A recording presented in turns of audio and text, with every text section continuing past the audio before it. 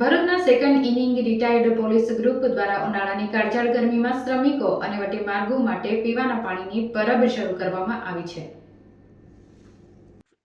ભરૂચના second inning retired police group દ્વારા વિવિધ સેવાકીય કાર્ય કરવામાં આવે છે. ત્યારે આ ગ્રુપ દ્વારા વધુ એક સેવા કાર્ય હાથ ધરવામાં આવ્યું હતું. ઉનાળાની કાળઝાળ ગરમી વચ્ચે શ્રમિકો અને વટેમાર્ગોને તકલીફ ન પડે તે માટે રિટાયર્ડ પોલીસ ગ્રુપ દ્વારા પાણીનો પરબ શરૂ કરવામાં આવી રહ્યો છે. જેમાં રેલવે સ્ટેશન ચોકી, ભરૂચ બસ સ્ટોપ, જાડેશ્વર ચોકડી સહિતના વિસ્તારમાં પાણીની પરબ શરૂ કરવામાં આવી છે. જેમાં પાણીના 10 જેટલા જગ મૂકવામાં આવ્યા છે. રિટાયર્ડ પોલીસ ગ્રુપમાં 185 જેટલા નિવૃત્ત પોલીસ કર્મીઓ જોડાયા છે. તેઓ દ્વારા સમયાંતરે વિવિધ સેવા કાર્ય કરવામાં આવે છે. હાજી નમસ્કાર, હું પ્રદીપ મોગે.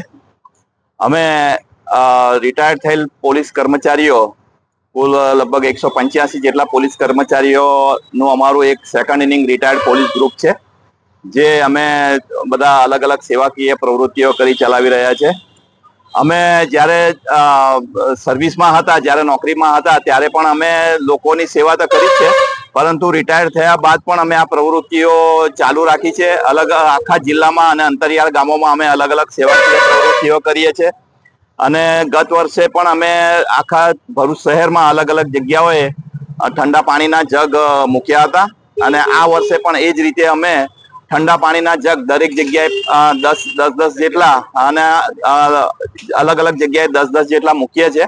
જેમાં અમે સ્ટેશન પોલીસ ચોકી તથા જાડેશ્વર બ્રિજની નીચે, જંબુસર બાયપાસ, લીંબડી ચોક, પાંચબત્તી વગેરે અમે મૂકવાના ચાલુ કર્યા છે. અને એસટી ડેપો સામે પણ અમે મૂક્યા છે. આ રીતે અમે આખા ભરૂચ શહેરમાં હાલમાં આ ઠંડા પાણી પીવાની જે લોકો હોય, તેમજ મજૂરિયાત વર્ગ હોય, જેને બપોરે અને આટલી ગરમીમાં કોઈને પાણી મળી શકતું નથી, ઠંડુ પાણી ને, એ માટે બધાના માટે અમે આ વ્યવસ્થા કરી છે. ગત વર્ષે પણ કરી હતી ને આ વર્ષે પણ અમે ચાલુ રાખી છે. અને આ જ રીતે અલગ અલગ સેવાકીય પ્રવૃત્તિ પણ અમે કરતા રહીશું. જય હિન્દ.